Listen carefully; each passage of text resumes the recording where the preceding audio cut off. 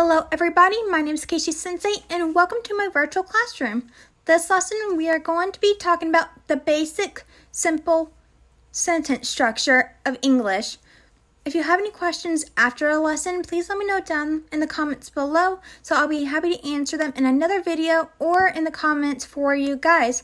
And don't forget to hit subscribe and hit that like button so you never miss a single video. And I know you like this one.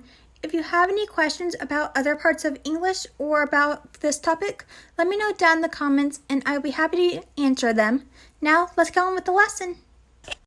So let's start off with talking about the order of the sentence structure, and then we'll break it down and talk about each part of it.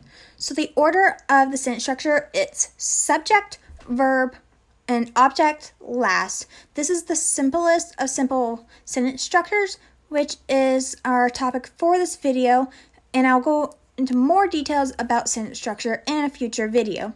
So while in Japan, it's subject, object, verb. Verb always comes last when in a sentence. But for English, the verb comes in the middle, and that is the basic sentence structure. Subject, verb, object. Now let's break it down and talk about each part and give examples. Now we're going to break down and talk about each part of the sentence. The first part we're going to talk about its subject. Subject performs the action of the sentence. Such an example would be Casey pets cat. The subject would be Casey, who is doing the action of petting the cat.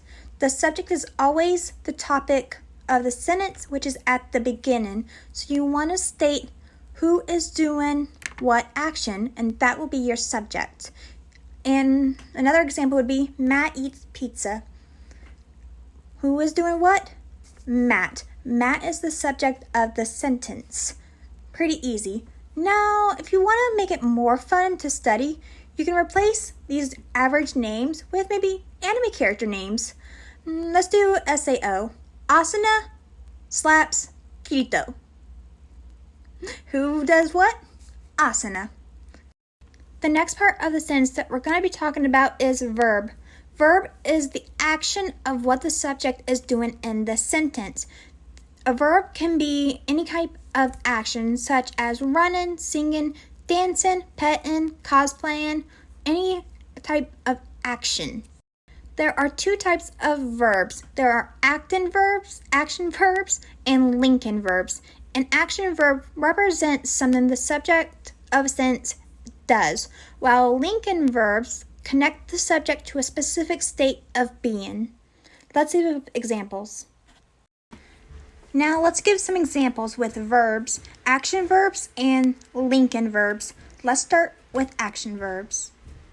So action verbs are nearly any type of action, such as running, singing, dancing, cosplaying, or petting.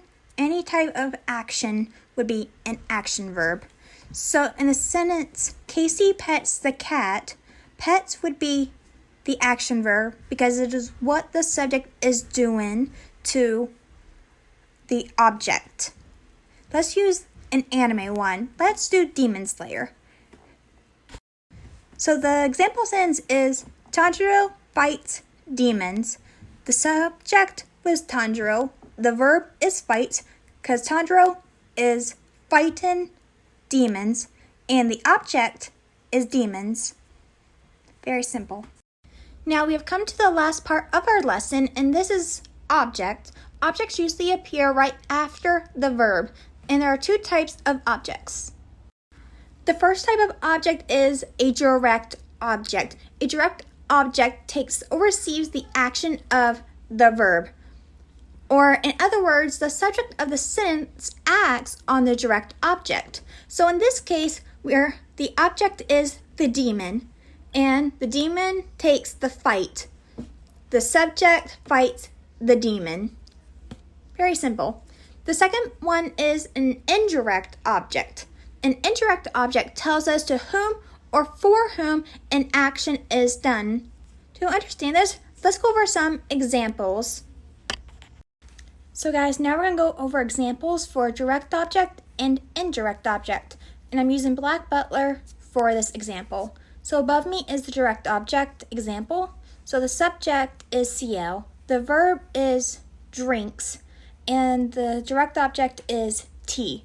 The subject drinks the tea, and the direct object, tea. So now let's go over the indirect object, which is down right here. So the subject is Sebastian, the verb is pours tea, the direct object would be the tea, and CL is the indirect object. Sebastian pours tea for CL. The indirect object is CL because Sebastian is pouring the tea for him. So everybody, that is all for today's lesson. I hope you did enjoy. If you have any questions, please let me know down in the comments below, and I will try to answer them as best I can or do a video on them. And I want you guys to post the homework answers down in the comments below. Speaking of homework, here's your homework, guys. It's pretty simple, and I'm very curious at what you guys put. So if you did like this video, hit that like button, and don't forget to hit subscribe and ring that notification bell, guys. Speaking of bells, there's the bell, guys. I will see you all next class. Jenny.